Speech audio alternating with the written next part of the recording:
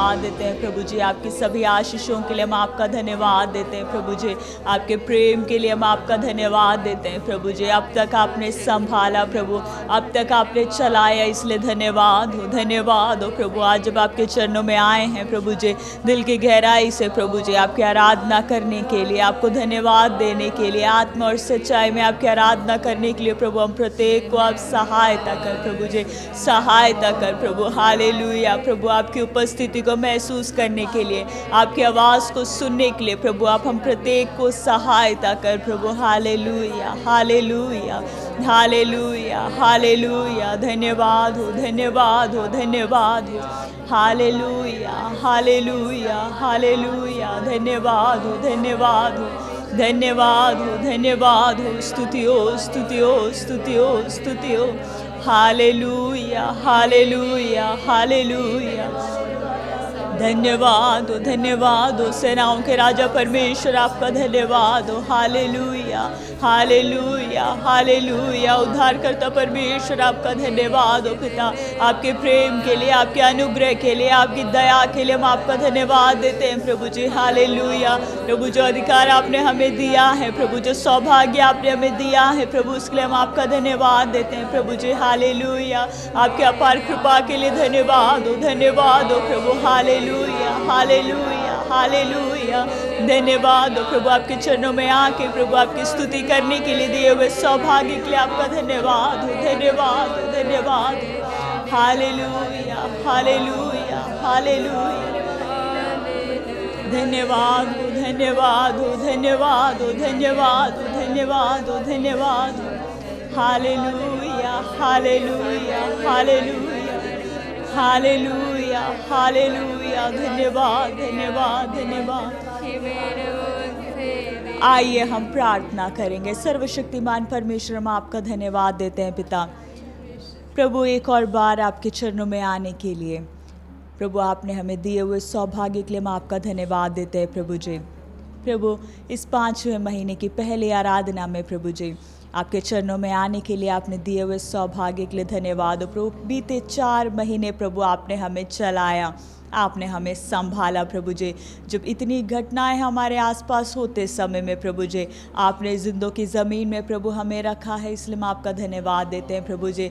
जब आज आपके चरणों में आए हैं प्रभु, दिल की गहराई से आपको स्तुति देने के लिए, दिल की गहराई से आपकी महिमा करने के लिए, आपकी आराधना करने के लिए प्रभु आप सहायता कर प्रभु जी। आत्मा और सच्चाई में आपकी आराधना करने के लिए प्रभु आप हमें सहायता कर प्रभु जी। जो अलग अलग जगहों में प्रभु आपके संजन प्रभु जो आपके चरणों में बैठे हैं प्रभु, आज आपकी उपस्थिति को महसूस करने के लिए प्रत्येक को आप सहायता कर प्रभु।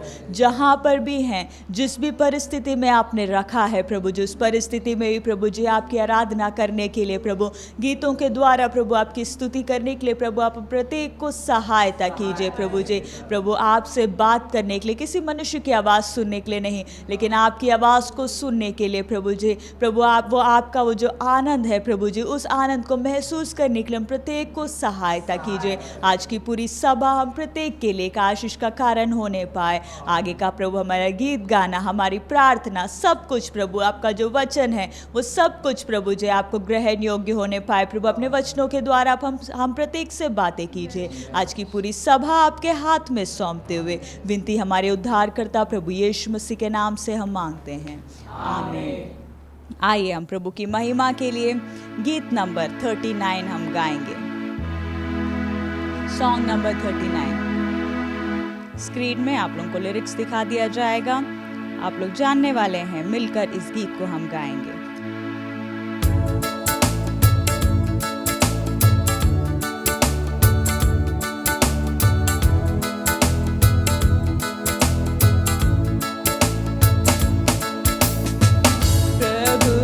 कर धन्यवाद मेरे मन, प्रभु का कर धन्यवाद, प्रभु का कर धन्यवाद मेरे मन, प्रभु का कर धन्यवाद, प्रभु के पावन नाम का कर धन्यवाद, प्रभु के पावन नाम का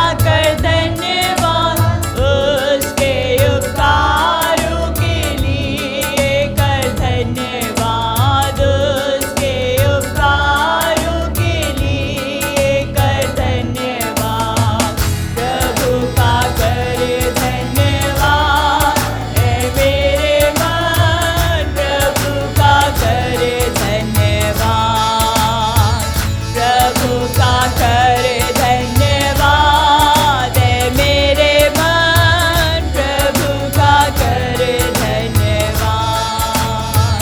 तेरे पापों को प्रभु ने क्षमा किया, तेरे पापों को प्रभु ने क्षमा किया। रोग तेरे दूर किए और दी चंगाई, रोग तेरे दूर किए और दी चंगाई।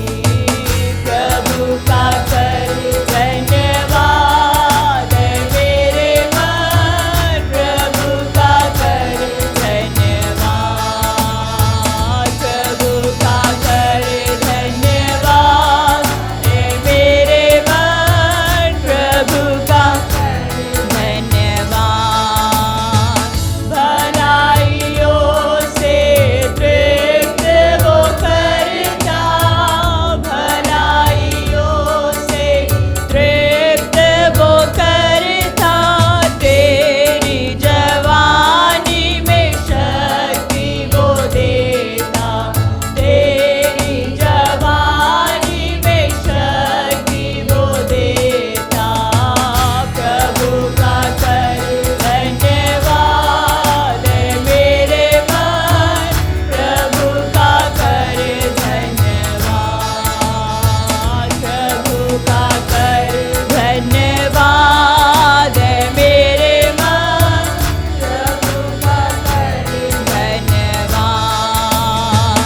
अपने संतानों पर करता है वो दया, अपने संतानों पर करता है वो दया। भक्तों को अपने प्रेम वो करता, भक्तों को अपने प्रेम वो करता। प्रभु का कर धन्यवाद है मेरे मन, प्रभु का कर धन्यवाद, प्रभु का कर धन्यवाद है मेरे मन, प्रभु का कर धन्यवाद। घास के समान है हमारा ये जीवन, घास के समान है हमारा ये जीवन। मैदान के फूल समान मुरझा जाते, मैदान के फूल समान मुरझा जाते। प्रभु का कर धन्यवाद है मेरे मन, प्रभु का कर धन्यवाद, प्रभु का कर धन्यवाद है मेरे मन, प्रभु का कर धन्यवाद। प्रभु के वचन का पालन वो करता, प्रभु के वचन का पालन वो करता। अपने दासों की रक्षा वो करता, अपने दासों की रक्षा वो करता। प्रभु का कर धन्यवाद है मेरे मन,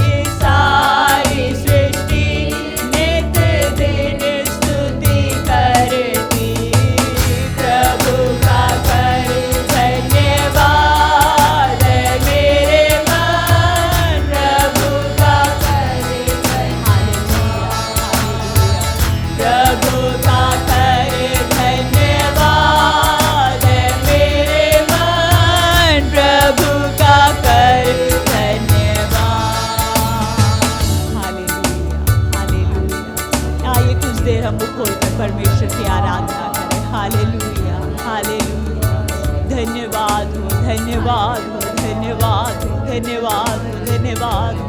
हालेलुया, हालेलुया, हालेलुया। धन्यवाद हो, धन्यवाद हो, राजाओं के राजा परमेश्वर आपका धन्यवाद हो, धन्यवाद हो, धन्यवाद हो। हालेलुया, हालेलुया, हालेलुया। आराधना के योग्य परमेश्वर आपका धन्यवाद हो, पवित्र परमेश्वर आपका धन्यवाद हो। हालेलुया, हालेलुया, हालेलुया, हालेलुया।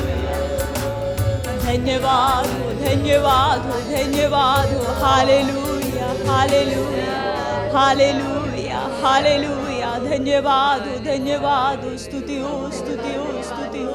धन्यवाद हो, धन्यवाद हो। हालेलुया, हालेलुया, हालेलुया, हालेलुया। धन्यवाद हो, धन्यवाद हो, धन्यवाद हो, स्तुति हो, स्तुति हो। हालेलुया, हालेलुया, धन्यवाद। हालेलुया। आइए हम एक और गीत के द्वारा परमेश्वर की स्तुति करेंगे। गीत नंबर 167, सॉन्ग नंबर 167 हम सब जानने वाला एक गीत है। मुँह खोल कर मिलकर हम परमेश्वर की आराधना करें।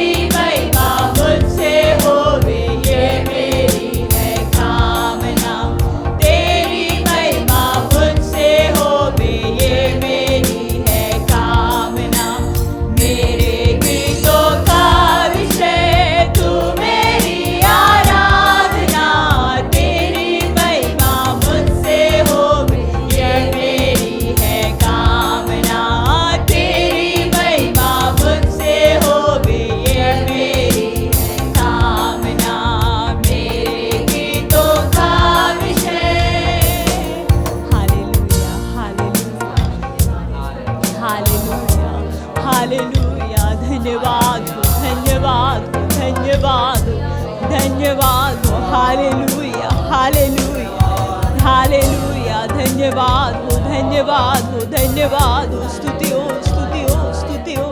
राजाओं के राजा परमेश्वर आपका धन्यवाद हो, धन्यवाद हो, धन्यवाद। हालेलुया, हालेलुया, हालेलुया। धन्यवाद हो, धन्यवाद हो, धन्यवाद हो, धन्यवाद। हालेलुया, हालेलुया, हालेलुया, हालेलुया। प्रभु आपका धन्यवाद, धन्यवाद, धन्यवाद। हालेलुया, प्रभु आपकी उपस्थिति के लिए धन्यवाद हो प्रभु। हालेलुया, हालेलुया, हालेलुया,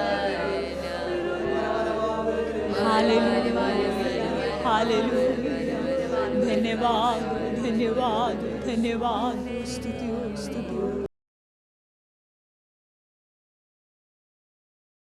आइए हम प्रभु की महिमा के लिए एक और गीत गाएंगे, गीत नंबर 117, सॉन्ग नंबर 117, पीछे यीशु के चलूंगा चाहे दुखमय रास्ता हो।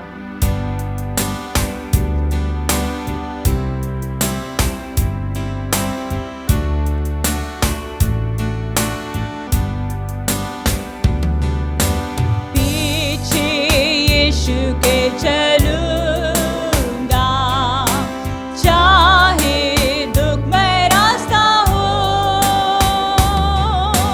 वादी और पहाड़ मैदान में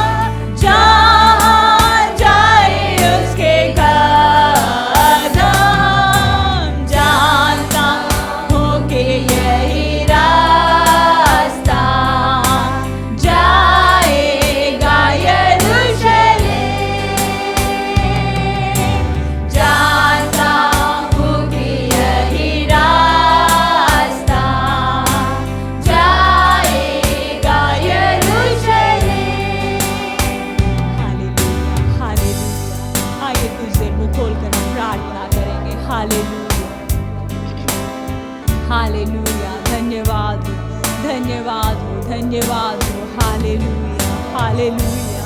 धन्यवाद हो, स्तुति हो, स्तुति हो, स्तुति हो। हालेलुया, हालेलुया, हालेलुया। धन्यवाद हो, धन्यवाद हो, स्तुति के योग्य परमेश्वर आपका धन्यवाद हो। प्रभु आपके पर भरोसा कर चलने के लिए प्रभु आप हमें सहायता कर प्रभु। हालेलुया।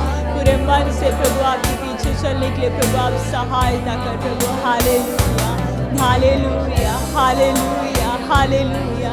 जीवन में आने वाली घटनाओं को देखकर प्रभु घबराने के लिए नहीं प्रभु, आने वाले तूफानों को देखकर घबराने के लिए नहीं, लेकिन प्रभु आपके पीछे प्रभु उस विश्वास के साथ चलने के लिए प्रभु, उस दृढ़ विश्वास के साथ चलने के लिए प्रभु आप हम प्रत्येक को सहायता कर प्रभु जी, सहायता कर प्रभु। आप हमें कृपा दे प्रभु। हालेलुया, हालेलुया।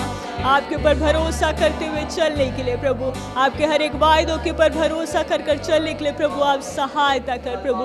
आपके दिखाए हुए कदम पर चलने के लिए, आपके रास्ते पे चलने के लिए प्रभु आप सहायता कर, सहायता कर पिता। हालेलुया, हालेलुया, हालेलुया, हालेलुया। धन्यवाद हो, धन्यवाद हो, धन्यवाद हो। आइए हम लोग कुछ विषयों के लिए प्रार्थना करेंगे। सबसे पहले हम प्रार्थना करें इन दिनों में जब देश में हालत काफ़ी दिनों से जब बिगड़ा हुआ होते समय में परमेश्वर ने एक एक को सहायता करना है। ख़ास तौर से जब लॉकडाउन, जब कुछ जगहों में जब कुछ सुविधाएं खुल रही हैं, बहुत सारे लोग जनता की सेवा करने के लिए बाहर निकले हैं। परमेश्वर ने खास करके आवश्यक ज्ञान और समझ एक एक को देना है ताकि दिए हुए जिम्मेदारियों को अच्छी तरीके से निभा सकें। जब जनता की सेवा कर रहे हैं, उनको गाइड करते समय में परमेश्वर ने उन्हें आवश्यक ज्ञान और समझ देना है। अगला कदम कैसे लेना है, सुरक्षा के लिए क्या क्या बातों को ध्यान में रखना है, इन सभी बातों में परमेश्वर ने एक एक अधिकारियों को, एक एक वॉलंटियर्स को आवश्यक ज्ञान और समझ देना है। इसलिए आइए हमारे इस देश के एक एक वॉलंटियर्स को याद करते हुए, उनके काम को याद करते हुए हम प्रार्थना करेंगे। हालेलुया। धन्यवाद हो, धन्यवाद हो, धन्यवाद हो। हालेलुया, हालेलुया। प्रभु एक एक वॉलंटियर्स को प्रभु आपके हाथ में सौंप दे प्रभु जी। हालेलुया। प्रभु जब एक एक जन प्रभु मदद करने के लिए, जनता की सेवा करने के लिए प्रभु जब बाहर निकलते समय में प्रभु, इन दिनों में जो सुविधाएं प्रदान हो रही हैं प्रभु, उसमें जो भी लोग मदद करने के लिए अपना हाथ आगे बढ़ा रहे हैं प्रभु, उन प्रत्येक को आवश्यक ज्ञान और समझ प्रभु आप दीजिए प्रभु। एक एक ऑफिशियल्स को प्रभु आपके हाथ में सौंपते हैं प्रभु जी। प्रभु जो भी ऑफिसर्स हैं प्रभु जी, जो भी मंत्री हैं प्रभु, उन सभी को प्रभु आप आवश्यक ज्ञान और समझ दे प्रभु। किस प्रकार के नियमों को प्रभु लागू करना है, अगला कदम कौन सा लेना है, हर एक चीज़ों में प्रभु आप उनका मार्गदर्शन करें प्रभु। आवश्यक ज्ञान और समझ दे प्रभु। जो वॉलंटियर्स दिन रात प्रभु जी मेहनत करते समय में प्रभु, घंटों घंटों लोगों की सेवा कर रहे हैं प्रभु, आपसे विनती करते हैं आप उन्हें आवश्यक बल दें, आवश्यक तंदुरुस्ती प्रभु आप एक एक को दीजिए प्रभु। उनके कार्य के बदले बहुत आयत में प्रभु आप उन्हें आशीष दे, उनके परिवारों को प्रभु आप आशीष दे प्रभु। आप सहायता कर प्रभु। इन दिनों में ये देश प्रभु जी आपके अगुवाई में चलने के लिए प्रभु आप सहायता कर प्रभु, सहायता कर पिता। हालेलुया, हालेलुया। धन्यवाद हो, धन्यवाद हो। आइए हम खास करके प्रार्थना करेंगे एक एक कलीसियाओं को याद करते हुए, एक एक विश्वासियों को याद करते हुए, एक एक सेवकों को याद करते हुए। इन दिनों में आत्मिक तौर पर दिलेर होने के लिए परमेश्वर ने एक एक को सहायता करना है। जब दुनिया की एक एक घटनाएं हमें जब बताती हैं यीशु मसीह का आगमन बहुत नज़दीक है, इन दिनों में परमेश्वर की कलीसिया ने तैयार होना है। एक एक विश्वासियों ने आत्मिक तौर पर दिलेर होना है, बलवंत होना है। सेवकों ने अपनी सेवकाई में और आगे बढ़ना है और तेजी से आगे काम करना है। इन सभी बातों को ध्यान देते हुए हम कुछ देर कलीसिया के लिए, सेवकों के लिए याद करते हुए हम प्रार्थना करेंगे। हालेलुया। धन्यवाद हो, धन्यवाद हो, धन्यवाद हो प्रभु। एक एक प्रभु कलीसिया को आपके हाथ में सौंप दे प्रभु जी, एक एक सेवकों को आपके हाथ में सौंप दे प्रभु जी। इन दिनों में आत्मिक तौर पर बलवंत होने के लिए प्रभु आप एक एक को सहायता कर प्रभु जी। खास तौर से प्रभु इस घटना के द्वारा प्रभु जी, प्रभु जो वचन को सीखा है प्रभु जी, जो आत्मिक तौर पर बलवंत हुए हैं प्रभु, कभी भी प्रभु वापस से उस निराशा की हालत में ना जाने पाए प्रभु, वापस से उस कमजोरी के हालत में ना जाने पाए, लेकिन प्रभु जी एक एक दिन प्रभु आप में बढ़ने के लिए प्रभु आप सहायता कर, प्रभु सहायता कर। प्रभु एक एक सेवकों को आवश्यक प्रभु जी तंदुरुस्ती और बल प्रभु आप दीजिए, ताकि आपके सेवकाई में प्रभु और तेजी से वो दौड़ सके प्रभु। दिए हुए जिम्मेदारियों को प्रभु जी वफादारी के साथ निभा सके प्रभु जी। कलीसिया को प्रभु जी आत्मिक तौर पर दिलेर होने के लिए, बलवंत होने के लिए प्रभु जो सहायता करना है, उन सभी चीज़ों में प्रभु जी आप एक एक को प्रभु अगुवाई कर प्रभु। हालेलुया प्रभु आप रास्ता दिखा प्रभु। हालेलुया हालेलुया हालेलुया, धन्यवाद हो, धन्यवाद हो। हालेलुया। आइए हम प्रत्येक अपने लिए प्रार्थना करें। आने वाले समय में जब हम वचन सुनने जा रहे हैं, प्रभु के दास ने वचन के द्वारा जब बांटते हैं, हम प्रत्येक से परमेश्वर की आत्मा ने बात करना है। कभी भी ये वचन सुनकर उसके पीछे ना चलने वाले ना बनकर, लेकिन उसके पीछे चलने वाले बनने के लिए परमेश्वर ने हमें सहायता करना है। वचन के अनुसार चलने के लिए परमेश्वर हमसे क्या बोलना चाहता है, वचन के द्वारा हमारे लिए आज के लिए क्या संदेश है, उस बात को सुनने के लिए परमेश्वर ने हमारे कानों को खोलना है। उन वचनों को ग्रहण करने के लिए हमारे हृदयों को परमेश्वर ने खोलना है। इसलिए आइए हम प्रत्येक अपने जीवन के लिए प्रार्थना करेंगे और प्रभु के दास के लिए भी हम प्रार्थना करेंगे। हालेलुया हालेलुया हालेलुया।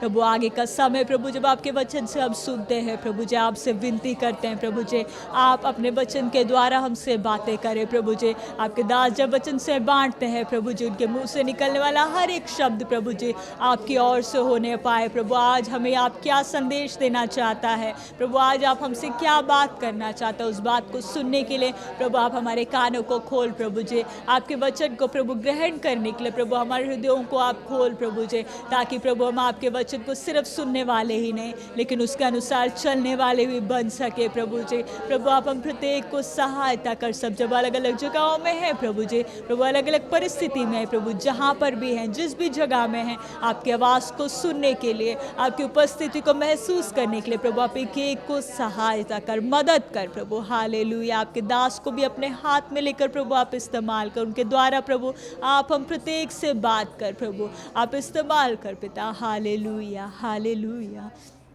आइए हम प्रार्थना करेंगे। सर्वशक्तिमान परमेश्वर हम आपका धन्यवाद देते हैं पिता। प्रभु कुछ देर आपके चरणों में बैठकर प्रभु आपकी स्तुति करने के लिए, आपकी महिमा करने के लिए दिए हुए सच्चे सौभाग्य के लिए हम आपका धन्यवाद देते हैं प्रभु जी। प्रभु जी आपने जो प्रभु जी सौभाग्य हमें दिया है, जो आशीषें आपने हमें दिया है प्रभु, हमेशा उन बातों को याद करते हुए प्रभु आपको धन्यवाद देने के लिए, प्रभु आपकी आराधना करने के लिए प्रभु हम प्रत्येक को आप सहायता कर प्रभु जी। आपके दिखाए हुए रास्ते पर चलने के लिए प्रभु आप हम प्रत्येक को सहायता कर प्रभु जी। प्रभु सिर्फ एक दिन आपके पीछे चलकर और बाकी दिन अपनी इच्छाओं पर चलने वाले नहीं, लेकिन प्रभु जी हर दिन प्रतिदिन प्रभु जी आपके पीछे चलने के लिए प्रभु आप हमें सहायता कर प्रभु जी, मदद कर प्रभु। अपने वचनों के द्वारा प्रभु आप हमें दिलेरी दे प्रभु जी। आपके क्या योजना, हमारे जीवन में क्या योजना है, उस बात को समझने के लिए प्रभु आप हमें सहायता कर प्रभु, मदद कर प्रभु। खास तौर से प्रभु इस देश की हालत को आपके हाथ में सौंपते हैं प्रभु जी। प्रभु दुनिया भर में अलग अलग जगहों में प्रभु जब परिस्थितियाँ बिगड़ते समय में प्रभु हर एक देशों को आपके हाथ में सौंपते, वहाँ रहने वाले हर एक नागरिकों को आपके हाथ में सौंपते प्रभु जी।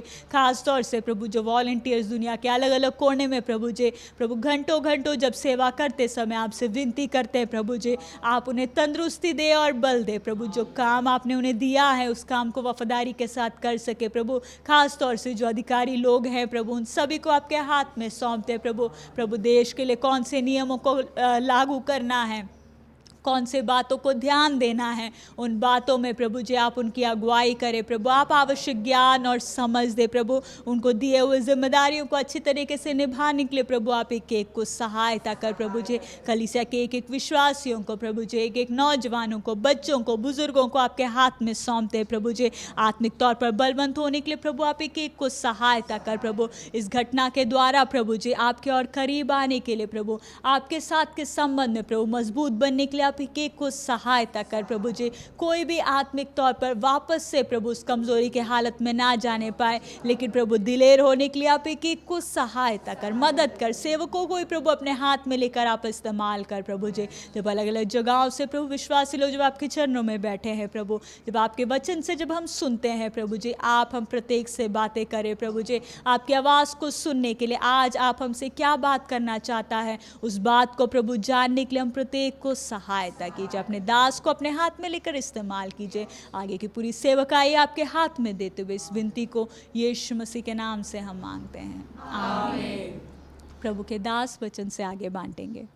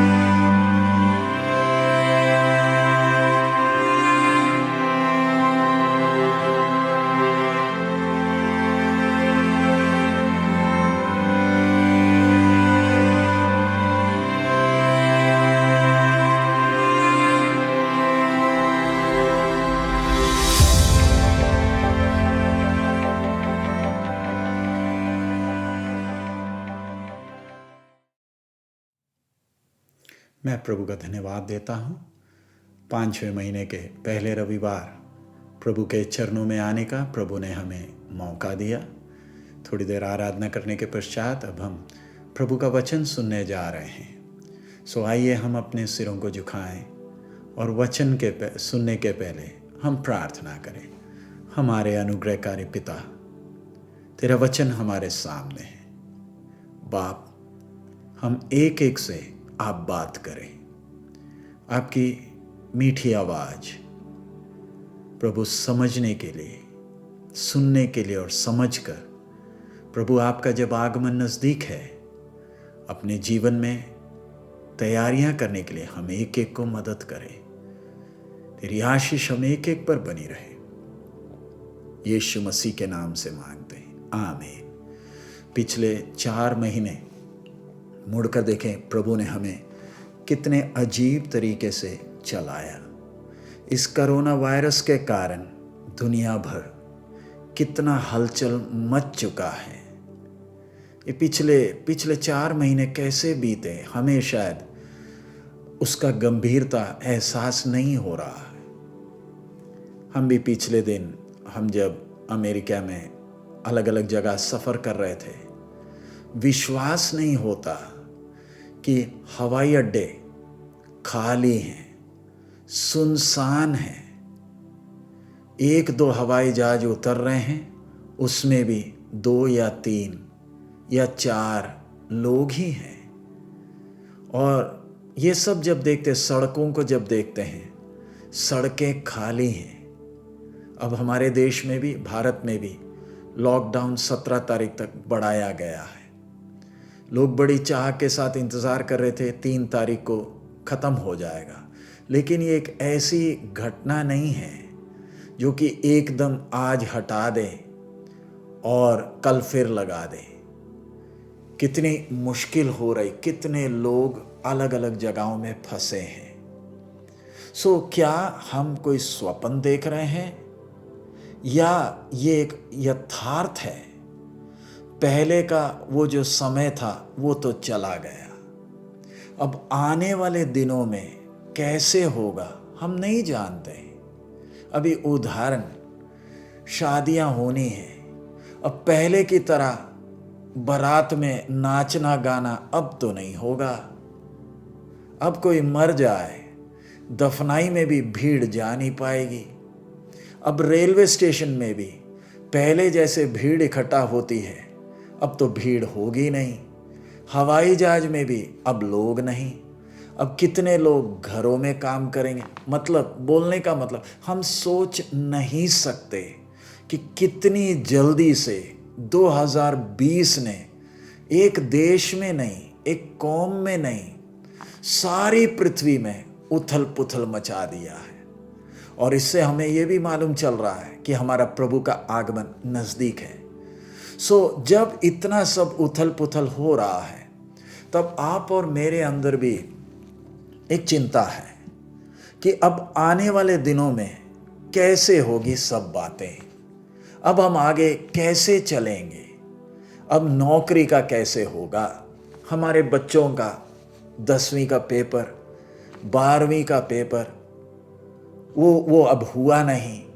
इनके आगे के मेडिकल एग्ज़ाम, इंजीनियरिंग एग्ज़ाम, ये सब आगे अब कैसे होगा। बहुत सी बातें हमें सताती हैं और दुनिया सच में चिंतित है, लेकिन चिंता करके फ़ायदा तो है नहीं। अब हमारे देश में लॉकडाउन करने के कारण उसका एक फ़ायदा हुआ, ज़रूर कुछ दिक्कतें हुई तो भी फ़ायदा है कि इतनी मौतें नहीं हुई। दुनिया बोल रही थी सबसे ज़्यादा मौत, दुनिया की नंबर 1 आबादी चीन है, उधर चीन कम्युनिस्ट राज्य होने के कारण उन्होंने अपने आप को लॉकडाउन कर लिया। लेकिन किसी को उम्मीद नहीं थी कि भारत में भी ऐसे संभव हो पाएगा, और कितनी मौत हो जानी चाहिए थी, लेकिन वो थोड़ा सा उसमें कुछ कमी हुआ है। दिक्कतें ज़रूर है। मैं ये क्यों आपके सामने रख रहा हूँ, एक ही बात समझाने के लिए। अब पहले जैसे का समय नहीं है। अब हम में से बहुत तेरे जो विश्वास में कमज़ोर थे, जो मसीह जीवन को, परमेश्वर के साथ के संबंध को इतना महत्व नहीं देते थे, हम भी अब गंभीरता से अपने जीवनों के बारे में सोचने लगे हैं। पिछले सप्ताह हम सब ने मिलकर परमेश्वर के वचन से ध्यान दिया था, क्या मेरा उद्धार हुआ है। आपसे हमारे विश्वास के संबंध में कई सवालें मैंने पूछा था, और आप में से मेरा विश्वास है ज़्यादातर को तो ये आभास हो गया है, अब मुझे चिंता करने की ज़रूरत नहीं। सच में मेरा उद्धार हुआ है। मेरे अंदर परमेश्वर का आत्मा का वास है। मेरे को शक बहुत समय से सताती थी, लेकिन शुक्र है वचन से, जब मैं वचन के आईने में जब मैं देखता हूँ, मुझे एक बात पक्का हो गया कि मेरे अंदर परमेश्वर ने काम शुरू किया है। अब हम आगे बढ़ते हैं। अब मेरा उद्धार हो गया बोलने से काफ़ी नहीं है, हम उससे संतुष्ट नहीं हो सकते हैं। वचन में लिखा है, डरते कामते उद्धार का काम पूरा करना है। मेरे पाप से मुझे माफ़ी मिल गई, प्रभु मेरे अंदर आ गया बोलकर अब संतुष्ट मत होइए। अब हमारा दौड़ शुरू हुआ है। हमने बहुत समय बर्बाद किया, अपनी इच्छाओं और अभिलाषाओं के पीछे हम भागते रहे। अब जब हमें जीवन का असली अर्थ मालूम चल गया, जब हमें लक्ष्य मालूम चल गया, तो अब मैंने समय बिल्कुल बर्बाद नहीं करना। अब मैंने पूरा प्रयास यही करना है कि मेरे जीवन में प्रभु की इच्छा पूरी हो। अब अगला मैंने ध्यान क्या रखना है, आइए हम प्रभु के वचन को हम ध्यान दें। यूहन्ना रचित सुसमाचार उसका 15 अध्याय, उसका 1 से लेकर 4 तक मैं पढ़ूंगा। हम बहुत बार पढ़ चुके हैं, उस आयत को दोबारा पढ़ें। यूहन्ना 15 का 1 से लेकर 4 तक। सच्ची दाखलता मैं हूं और मेरा पिता किसान है। जो डाली मुझ में है और नहीं फलती, उसे वो काट डालता है, और जो फलती है उसे वो छांटता है ताकि और फले। तुम तो उस वचन के कारण जो मैंने तुमसे कहा है शुद्ध हो। तुम मुझ में बने रहो और मैं तुम में। जैसे डाली यदि दाखलता में बनी ना रहे तो अपने आप में नहीं फल सकती, वैसे ही तुम भी यदि मुझ में बने ना रहो तो नहीं फल सकते। आप में से कुछ लोग शायद पहली बार प्रार्थना में भाग ले रहे हैं। आपको ये आत्मिक जीवन के बारे में ज़्यादा कुछ मालूम नहीं है। हम आपको इस सभा में स्वागत करते हैं। हम प्रार्थना करेंगे कि परमेश्वर आपके जीवन में भी, इस डगमगाते दुनिया में, आपके जीवन में वो स्थिरता दे। परमेश्वर की इच्छा को हम एक एक पहचान सके। आइए हम उस वचन में ध्यान देते हैं। इधर हमारे प्रभु कहते हैं पहली आयत में, सच्ची दाखलता मैं हूं और मेरा पिता किसान है। बहुत बार हम ये वचन को पढ़ चुके हैं, बहुत प्रचार भी हमने सुना है। सो इधर आज हम प्रार्थना के साथ बैठे, प्रभु तू आज मुझसे क्या कहना चाहता है, मुझे समझने के लिए मेरी समझ को खोल, और अवश्य परमेश्वर आपसे बात करेगा। सो इधर प्रभु, हमारा प्रभु ये उदाहरण जो दे रहे हैं, ये जो दृष्टांत दे रहे हैं, इसका मतलब क्या है? हमारे प्रभु इससे हमें क्या समझाना चाहते हैं जब वो कहते हैं मैं सच्ची दाखलता हूं और मेरा पिता किसान है? सब्जी की दुनिया में, फल फ्रूटों की दुनिया में अंगूर को रानी कहा जाता है। सब्जियों की दुनिया की रानी अंगूर है। जैसे गुलाब, फूलों की दुनिया में गुलाब को राजा कहा जाता है, वैसे ही सब्जी की दुनिया में, फल फ्रूट की दुनिया में अंगूर वो रानी कहलाती है। सो प्रभु अपने आप को इस अंगूर या दाख के साथ क्यों तुलना कर रहा है? सच्ची दाखलता मैं हूं। कितनी तसल्ली है जब परमेश्वर हमसे जब बात करता है, हमारा ध्यान दाख की बारी की ओर ले जा रहा। हमारे प्रभु भी उस समय सेवकाई में चलते वक्त शायद दाख का बारी उस समय आगे पीछे कहीं देखा है, और फिर अपने चेलों से उस दाख की बारी को देखते हुए कह रहे हैं मैं सच्ची दाखलता हूं। हम वचन में पढ़ते हैं यहोवा मेरा चरवाहा है। उधर चरवाहा और भेड़ की तुलना, इधर दाख के साथ परमेश्वर तुलना कर कर हमें क्या बताना चाहते हैं? इसमें कौन सा गहरा अर्थ है? मैं दाखलता को जब देखता हूं, मुझे उधर सीखने के लिए क्या मिलता है? पहली बात जो हम देख रहे हैं, प्रभु दाखलता है और हम उसमें डाली है। प्रभु दाखलता है, मैं डाली हूं। उसका मतलब मैंने सिर्फ उसमें बने रहना, जड़ का काम, संभालने का काम, उठाने का काम, मेरा सारा वजन उठाने का काम यह दाखलता करती है। मेरे को सिर्फ उस प्रभु में बने रहना है। कितनी तसल्ली है, मुझे और बिल्कुल किसी और बात की चिंता नहीं करना।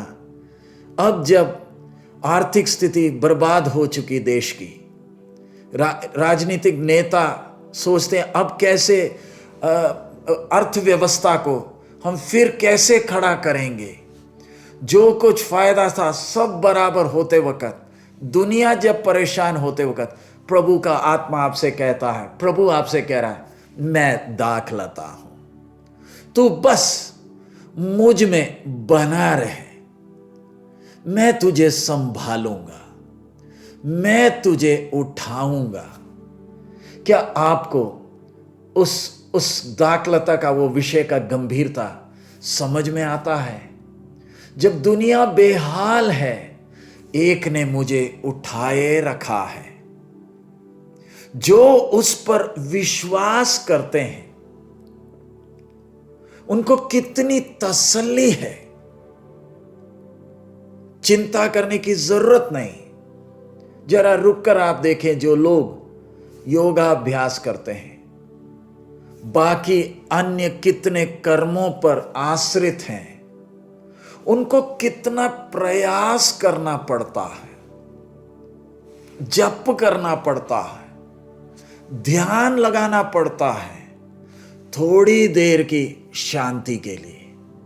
और इतना करने के बाद वो बोलते हैं उन्हें बड़ी ताकत मजबूत महसूस होती है। वो अपने अंदर के उस देवता को जगाने का प्रयास करते हैं, मैं कुछ हूं, मैं कुछ हूं। और ये चीज उन्हें रोज करना पड़ता है।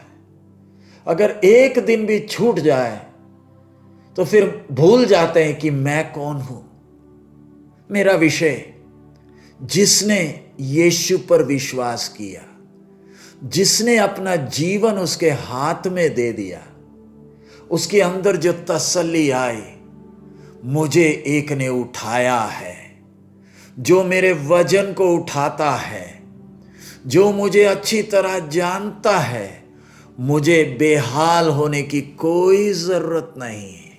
उसने कहा है, मैं सच्ची दाखलता हूं और तुम मुझ में डालियां हो। तुम मुझे नहीं संभालते, मैं तुम्हें संभालता हूं। उसके 5 में लिखा है, मैं एक दाखलता हूं, तुम डालियां हो। जो मुझ में बना रहता है और मैं उसमें, वो बहुत फल फलता है, क्योंकि मुझसे अलग होकर तुम कुछ भी नहीं कर सकते। तुम मुझसे अलग होकर तुम कुछ भी नहीं कर सकते। क्या आप इस परमेश्वर के आवाज की गंभीरता समझते हैं? आप अगर प्रभु से आपका आसरा हटा, आपने बैठकर फैसला कर लिया, मैं अब कुछ करूंगा, मैं कुछ बनकर दिखाऊंगा, आज आप समझ ले, प्रभु से हटकर आप खुद कुछ नहीं कर पा सकते। दुनिया जो इतनी घमंड करती थी, अमेरिका जो इतना घमंड उसे था, बाकी देशों को भी हम कुछ हैं, हमारे पास परमाणु हथियार हैं, हमारे पास फौज हैं, हमारे पास पनडुब्बियां हैं, हमारे पास बहुत कुछ है। अब क्या हुआ? आपके पास है क्या? मुंह में भी पट्टा लगाकर घूम रहे हैं। प्रभु कहता है, साफ साफ कहता है, तुम मुझसे हटकर, क्योंकि मुझसे अलग होकर तुम कुछ भी नहीं कर सकते। परमेश्वर का वचन है। मैंने और आपने कितने बार कितना कोशिश कर लिया। मैं प्रार्थना करूंगा परमेश्वर की आत्मा उस बात को समझने में हमें सहायता करे। आगे, यदि तुम मुझ में बने रहो, यदि कोई मुझ में बना ना रहे तो वह डाली की नाई फेंक दिया जाता और सूख जाता है, और लोग उन्हें बटोर कर आग में झोंक देते हैं और वे जल जाती है। यदि तुम मुझ में बने रहो और मेरी बातें तुम में बनी रहे तो जो चाहे मांगो वह तुम्हारे लिए हो जाएगा। सो इधर मेरा विषय, सच्ची दाखलता। अगर मैं उसमें बने रहूं, मेरा जीवन कितना आशीष का होगा। दुनिया को थोड़ी देर की शांति के लिए कितना ध्यान लगाना पड़ता है। लोगों को बोलते हैं, आप कमरे से निकल जाओ, मैं अकेला बैठा हूं, मैं अकेला मनन कर रहा हूं। करिए ना, कितनी देर? 2 घंटे। अब करने के बाद क्या मिला? थोड़ी शक्ति महसूस होती है। कब तक? कल सुबह तक। और उसके बाद फिर मैं बैठूंगा। प्यारे अजीजों, इधर मैंने सिर्फ स्वीकार करना है। जब मैंने यीशु को स्वीकार किया, मैं जब बोलता मेरा उद्धार हुआ, उस सच्ची दाखलता में मैं जुड़ गया हूं। वो मुझे उठाता है, संभालता है। अब हम पिछले दिन कनाडा में जब थे, तो हम एक जगह से दूसरी जगह जाने का पहली बार अंगूर की बारियों के बीच में से, हमारा सफ़र जो रास्ता था, दोनों तरफ अंगूर की बारियां थी और वो बर्फ़ का समय था। तो उधर हमें मौका मिला जाकर देखने के लिए भी अंगूर का बनता कैसे है।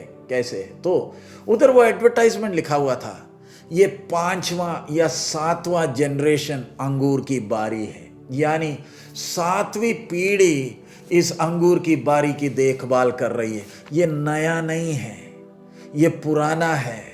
हमारे इधर का दाख का स्वाद अलग है। ये 7वीं पीढ़ी है जो संभाल रही है। हमारे 7वें पीढ़ी पहले ने लगाया था। तो मैं ये क्यों, और उधर जब हम देखे, पुराने पुराने पेड़ मोटे मोटे हैं, लेकिन छोटे, उनको ऊपर से काटते रहते हैं। नए एक तरफ दिखते थे, पुराने एक तरफ। मेरा प्रभु, जरा सोच कर देखे, आज का या कल का नहीं, अनंत कालीन है। जितने उसमें बने रहे, उनके जीवनों को आप देख ले, कैसे ये दाखलता ने उन्हें संभाला, चलाया उनके जीवन से कितनों को आशीष मिली है। अब अगली बात में हम आते हैं, मेरी पहचान। जब मैंने यीशु को अपना जीवन दिया है तो अब मेरी पहचान मसीह में है। अब मेरी अपनी पहचान खत्म हो गई है। यह चीज को आपने और मैंने ध्यान से समझना है। जब से मैंने अपना जीवन यीशु को दे दिया, अब मैं दाखलता को संभालता नहीं, डाली नहीं संभालती, अब दाखलता डालियों को संभालती है।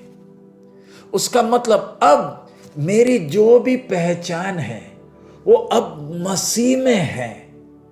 मेरी अपनी पहचान खत्म हो गई। आज बहुत से लोग यीशु पर विश्वास करने के बाद भी वो अपनी पहचान बनाए रखना चाहते हैं। मैं फलाना हूं, मैं इस जात से हूं, मेरी इतनी पढ़ाई लिखाई है, मेरी तनख्वाह इतनी है, अपनी पहचान। प्यारे अजीजों, जब हम मसीह में आ गए, हमारी पहचान खत्म। अब मैं मसीह में जाना जाता हूं।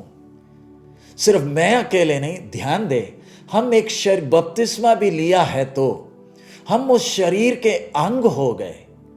शरीर के अंग का मतलब अब मेरे साथ जो भाई बहनें हैं, हम सब मसीह में एक हैं।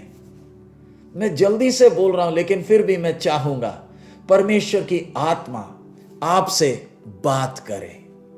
क्या आप समझते हैं आपकी अपनी पहचान खत्म हो चुकी है? अब हम, बेशक हमारी भाषा अलग है, बेशक हम अलग अलग संस्कार में भले पड़े हैं, हमारा पढ़ाई, हम पले सब अलग अलग संस्कार में हैं, लेकिन अब कैसे? क्या हम सब एक नहीं? हमारा व्यक्तित्व अलग है, हमारा सोचने का ढंग अलग है सबका, लेकिन क्या मसीह ने हम सबको एक नहीं किया? अब उस मसीह के कारण ना हम एक दूसरे को जानते हैं। उदाहरण, अब हम जिस घर में रहते हैं, रिश्तेदार नहीं हैं, लेकिन उस मसीह के कारण, खून का रिश्ता नहीं है तो भी उस मसीह के कारण, देखिए, एक ने अपना घर हमारे लिए खून कर दिया।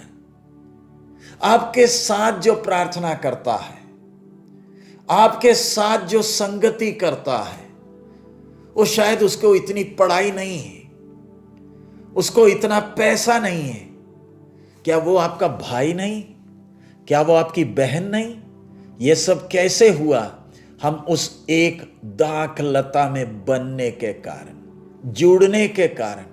ये उसका अनुग्रह है कि हम सब मसीह में एक है। एक ही जड़, एक ही दाखलता हम सबको संभालती है, हम सबको उठाती है। हम एक ही वचन सुनते हैं, हम एक ही से प्रार्थना करते हैं, हम सब मिलकर एक ही को बाप कहते हैं। हम सब जब मिलकर, हम में से जब एक प्रार्थना करता है, हम सब मिलकर आमीन बोलते हैं, क्योंकि हमारा बाप एक है। जरा सोच कर देखें कि हमें परमेश्वर ने कैसे एक में एक कर दिया है। एक मसीह के कारण हम सब एक हो गए। मसीह जीवन का वो आनंद कितना गहरा है। और जब हमें ये बात समझ में आ जाती है कि एक जड़, एक दाखलता हमें उठाती है, तब मैंने ये क्यों आपको बोला, तभी जाकर हम फलवंत हो पाएंगे। नहीं है तो दाखलता में बने रहकर फायदा कुछ नहीं है। हम उसमें इसलिए हैं ताकि हम फलवंत हो जाएं।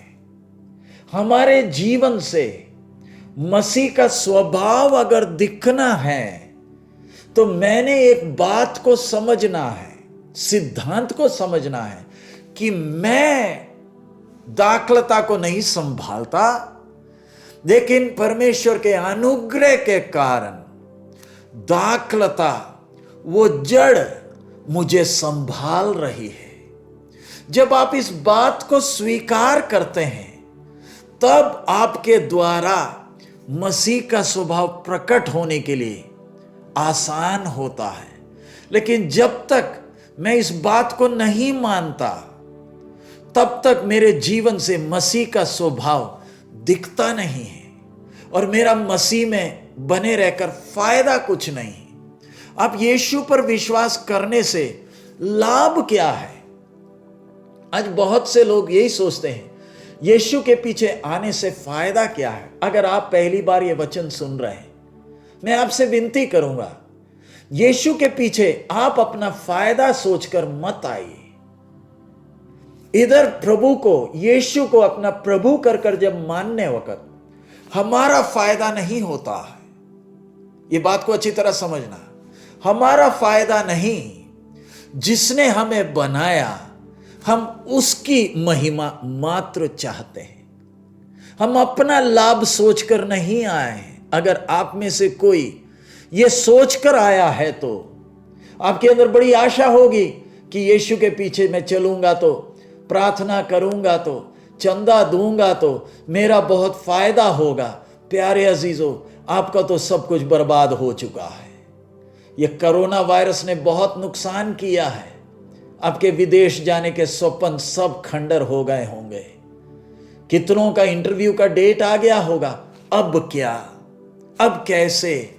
प्यारे अजीजों, मेरा विषय, हम जब मसीह में आए हैं, जब हम उस दाखलता में जुड़े हैं, हम ये एक बात को समझ लेते हैं, अब हमने अपने लिए नहीं जीना है, वो हमें उठा रहा है। अब मैंने उस प्रभु के महिमा के लिए जीना है। अब मेरी पहचान मसीह में है। बपतिस्मा के द्वारा मैंने मसीह को पहन लिया। अब मेरा अपना पहचान कुछ भी नहीं। आज मैं जो भी हूं, मेरी पढ़ाई लिखाई के कारण नहीं, मेरे जात के कारण नहीं, मेरे समाज के कारण नहीं, वरन उस जड़ के कारण है, उस दाखलता के कारण है जो मैं आज हूं। मेरे अंदर कोई खूबी नहीं है।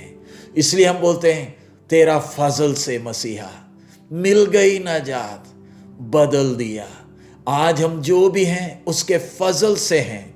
सो इधर हमने ध्यान देना है, जब हम उस मसीह में आ गए तो हमारा आपस का संबंध कैसा होना है, हमारी सोच कैसे होनी है।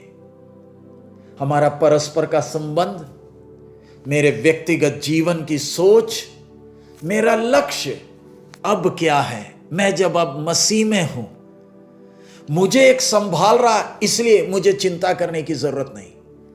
मुझे नौकरी की, अपने बच्चों की, अपने आगे भविष्य की मुझे कतई चिंता नहीं है। क्यों? मैं एक में हूं। एक मेरा वजन उठा रहा है, वो संभालेगा। इसलिए प्रभु यीशु कह रहा है ना, मैं सच्ची दाखलता हूं, तुम डाली है, चिंता छोड़, मैं संभाल रहा हूं। अपने जीवन में आप देखिए प्रभु आपको कैसे संभाल रहा है। सो ऐसे जब मैं इस बात को समझता हूं, देखिए मसीह ने मेरे लिए क्या क्या नहीं किया। वो डाली हमें कैसे संभाल, दाखलता कैसे संभाल रही, जरा देखें। परमेश्वर के त्रिएक में जब हम देखते हैं, मनुष्य का रूप लेकर आकर क्रूस पर यीशु ने जान देने के कारण, पुत्र होने के कारण, मैंने जब उस पुत्र के काम पर विश्वास किया, ध्यान से सुनिए, जब मैंने त्रिएक में वो पुत्र ने किए हुए काम पर जब विश्वास किया, मुझे भी संतान होने का अधिकार मिल गया। अब मैं परमेश्वर की उपस्थिति में दास के तौर पर नहीं, पुत्र के तौर पर आकर खड़ा हूं। जरा सोचे, मैं मसीह में होने के कारण मुझे मिला हुआ वो पदवी, पुत्र हूं, वारिस हूं, दोस्त हूं, जिस परमेश्वर को मैं एक समय ढूंढता था, जिसकी मुझे तलाश होती थी, अब मैं उसके चरणों में पुत्र के अधिकार के साथ खड़ा हूं। वचन का जितनों ने उसे ग्रहण किया उसे पुत्र होने का अधिकार मिल गया। प्यारे अजीजों, मेरे पास शब्द नहीं है उस अनुभव को कैसे विवरण करें। पुत्र होने का वो जड़ मुझे संभालती है। मैं मसीह में होने के कारण मुझे पिता के सामने पुत्र के तौर पर खड़े होकर प्रार्थना करने का हक मिला। मैं अब्बा किसे बुला रहा हूं, जिसका मैं एक समय दुश्मन हुआ करता था। मसीह में होने के कारण मुझे वो मिली हुई आशीष। अब सिर्फ परमेश्वर के साथ का संबंध अकेला नहीं, बिल्कुल उलट अब मनुष्य के साथ का संबंध हम जरा देखें। मैं मसीह में होने के कारण, जैसे यीशु जगत की ज्योति है, वैसे ही मैंने भी इस अंधकार बनी दुनिया में ज्योति का काम करना है ना। जैसे पिता ने मुझे भेजा, मैं तुम्हें भी भेजता हूं करके प्रभु ने कहा है ना। जो काम मेरे प्रभु ने किया, प्रभु ने कहा जो मुझ पर विश्वास करेगा वो इनसे ज्यादा करेगा। सच है। रुक कर देखें आपका जीवन कैसा है। क्या मैं संसार के लिए ज्योति हूं? पिता के साथ तो पुत्र के तौर पर बैठकर मैं बड़े अधिकार से प्रार्थना तो करता हूं, वो एक पहलू।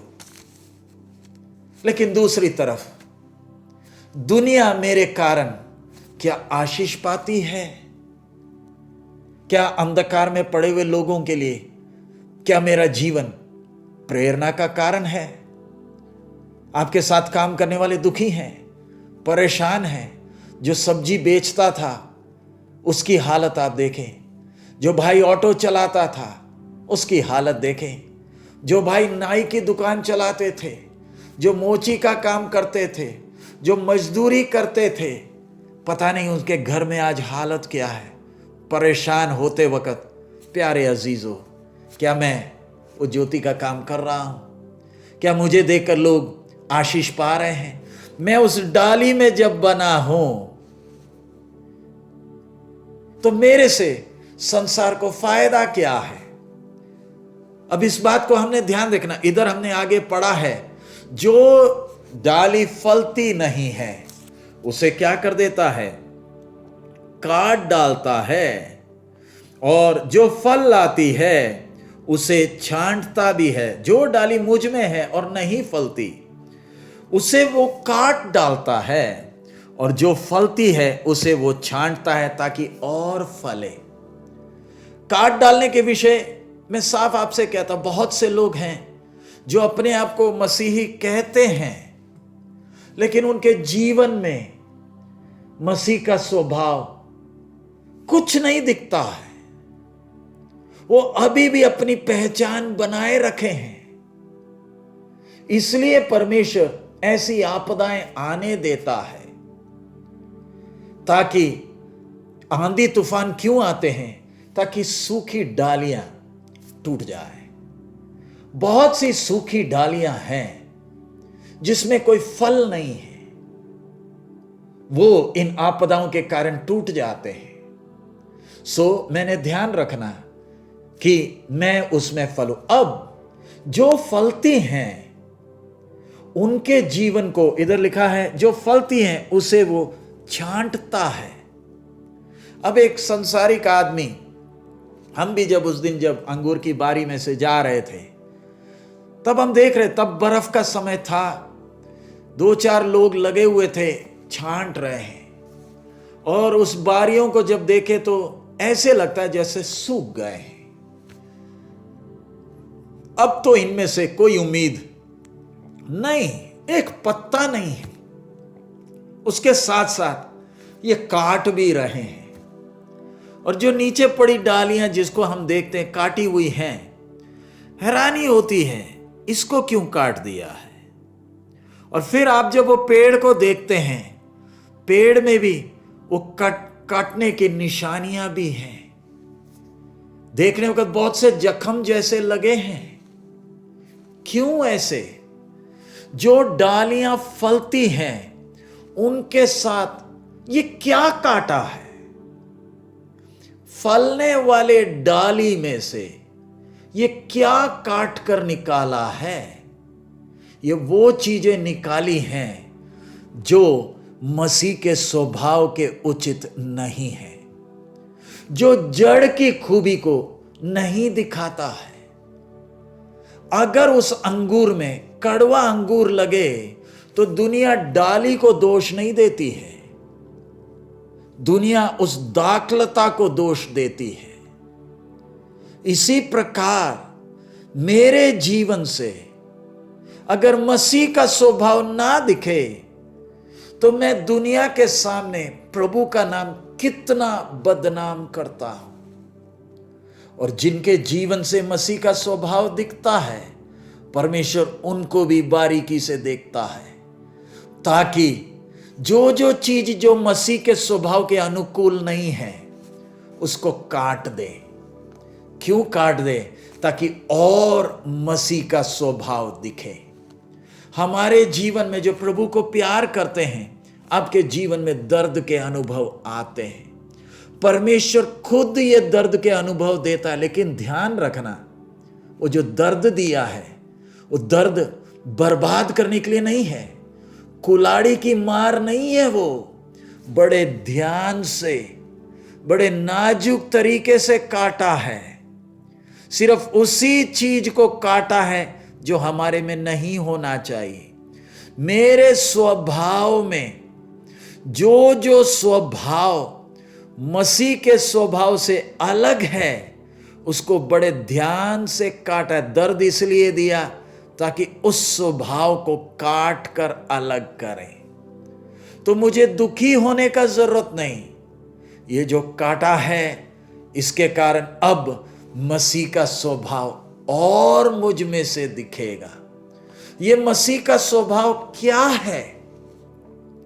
ये हमारे काम नहीं है। कई लोग बोलते हैं हमारे काम वो फल है। नहीं, हमारा व्यक्तित्व है वो विषय।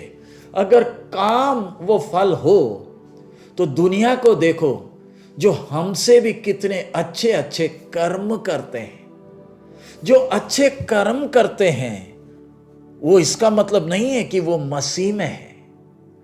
उनके अच्छे कर्मों के पीछे मनसा क्या है, वो बात उस व्यक्ति के व्यक्तित्व को दिखाता। आजकल उदाहरण के तौर पर बहुत से लोग स्कूल एजुकेशन के सेक्टर में जा रहे हैं। क्यों? उसमें कमाई है। दुनिया अपनी कमाई की सोचती है, भलाई की नहीं सोचती है। आज भी ये जब कोरोना वायरस हुआ तो बहुत से लोग लोगों को मदद भी कर रहे हैं, लेकिन इसमें कई हैं जो दिखावा करते हैं। देखिए, हम भी तो मदद कर रहे हैं। प्यारे अजीजों, फल क्या है? वो स्वभाव। मेरे स्वभाव में मसीह का वो स्वभाव दिखना है। उस स्वभाव को दिखने के लिए परमेश्वर हमारे जीवन में ये दर्द के अनुभव देखता है, ताकि मैं और भी परमेश्वर की महिमा मेरे जीवन से हो। देखिए, यूहन्ना बपतिस्मा देने वाला खुद कहता है, मेरे पीछे जो आ रहा है वो मेरे से खतरनाक है। सूपा उसके हाथ में है, वो अपने खलियान को साफ करेगा। प्रभु के बारे में हम परमेश्वर के स्वभाव को हम देखते हैं। वो हमें हमारे विश्वास को परखता है, आग के भट्टी के अनुभव हमें देता है।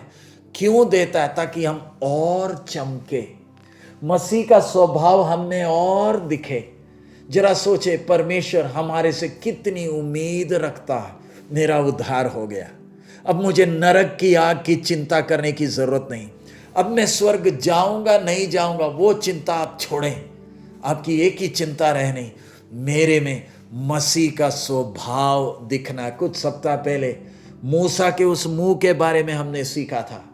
कैसे उस पापी मनुष्य, मूसा में पाप है, पाप से छुटकारा नहीं पाया, हमारी तरह का इंसान के मुंह से कैसे महिमा दिखती है, वैसे ही मेरे स्वभाव से मसीह का स्वभाव दिखना है। इसलिए बाकी धर्मों में और मसीहत में फर्क क्या है? बाकी विश्वासों में और मसीहत में, मैं ईसाई धर्म की बात नहीं कर रहा, मसीहत में फर्क क्या है? बाकी धर्म आपको नियम देते हैं। उदाहरण, वो झोले का मारा एक नीचे पड़ा है, धर्म आकर उससे कहेगा तेरे पास तो पैर हैं, खड़े हो जा, थोड़ा जोर लगा, थोड़ा मन बना ले, तेरे से हो पाएगा, और उसको प्रोत्साहित करने के कुछ शब्द बोलते हैं। लेकिन जिसके पैर में ताकत ही नहीं है, उसको आपकी प्रोत्साहन से उसकी परिस्थिति में कोई सुधार नहीं होता है। समाज, धर्म यही करता है, झोले के मारे को आज्ञा देता है, नियम बताता है, खड़े हो जा। लेकिन सुसमाचार क्या करता है? आज्ञा नहीं देता, वो सूखी हुई टांगों में जान देता है। खड़े होने को बोलता नहीं, जान देता है। जान आते ही अपने आप वो व्यक्ति खड़ा हो जाता है। प्यारे अजीजों, सुसमाचार का ताकत कितना भयानक है। कोई परमाणु हथियार में इतना ताकत नहीं है जितना इस सुसमाचार में ताकत है। सच्ची दाखलता मैं हूं, मेरा प्रभु जब कह रहा है। मैंने जब उसके क्रूस पर किए कामों पर जब विश्वास कर लिया, हाँ, वो जो आनंद, वो जो तसली अंदर आई है। मैं सच्ची दाखलता हूं, प्रभु ने जब कह दिया, चिंताएं खत्म। डाली दाग को नहीं उठाती है, वो दाखलता और उसका जड़ संभालता है। प्यारे अजीजों, अब हम प्रार्थना करने जा रहे हैं। क्या आपको इस बात का गंभीरता समझ में आया? हम सब जब उसमें हैं, मुझे मेरी सोच बदलना है। मैंने अब मसीह में आकर अपनी पहचान बनाकर नहीं रखना है। अगर आपके जीवन से मसीह का स्वभाव प्रकट होना है तो आप अपनी पहचान को उतार रख दीजिए। अब हम सबकी पहचान एक है, हम मसीह में एक हैं। इसलिए हम एक ही प्याले में से पीते हैं, एक ही रोटी को तोड़ते हैं, एक ही से प्रार्थना करते हैं, एक ही बपतिस्मा है। क्या वो खुशी है जो परमेश्वर ने हम लोगों को, जो अलग अलग जगह में थे, जात में, अलग अलग चीजों में बटे हुए थे, एक घराने का अंग बना दिया। अब हम में ना तो उत्तर भारत वाला, ना दक्षिण भारत वाला, ना अमेरिका, ना हिंदुस्तानी, ना फिलिपिनो, कोई फर्क नहीं, कोई नेपाली नहीं, हम सब एक हैं। प्यारो भाई और बहनों, क्या सच में हम सब एक हैं? क्या हम एक घराने के हो गए? क्या हमारा संबंध खूनी संबंध से भी ज्यादा मजबूत नहीं? कैसे हुआ? एक मसीह के कारण उसने मुझे उठाया है। क्या आप अपने सिरों को झुकाएंगे, प्रार्थना करेंगे? प्रभु, इस ऊंचे बुलाहट के लिए धन्यवाद। मैंने तुझ पर आश्रित रहना है। जब हम उस पर आश्रित रहते हैं, मसीह का स्वभाव आपसे प्रकट होने लगता है, आपके जीवन से वो प्रकाश दिखने लगता है। आह, वो प्यारी सलीम जो मुझे दिखती है, जिस क्रूस के कारण मुझे ये पहचान हो गया। मैं जब प्रार्थना कर रहा हूं, मैं पुत्र के तौर पर पूरे अधिकार से पिता से प्रार्थना कर रहा हूं।